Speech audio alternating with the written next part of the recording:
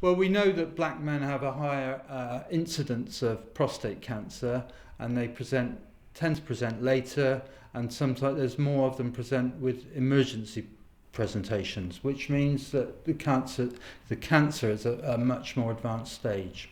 And we were exploring why this might be, and so we wanted to find out the preferences of people for investigation and compare them with the white population. It is quite a sweeping statement, certainly in Bristol, where there's a hugely diverse population. So, as part of the research, what does black men actually mean?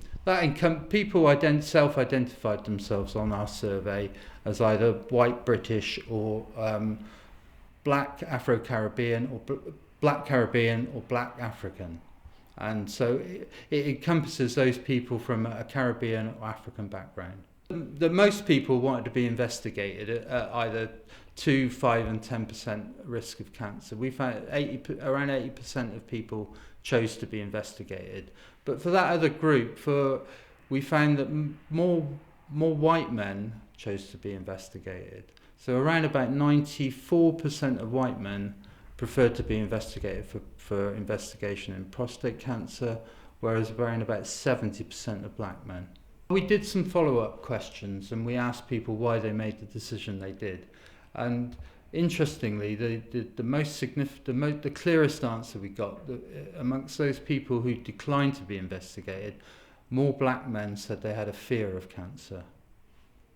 But if you have a fear of cancer, surely you'd want it identified earlier to increase your chances of survival and treatment? Like all research, our research raises further questions, and you've touched on a point there. We can only speculate on as to why there's this difference with white men.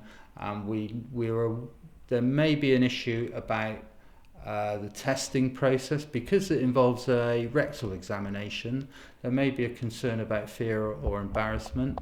There may also be a greater fear about the symptoms associated with prostate cancer, which involve incontinence and impotence.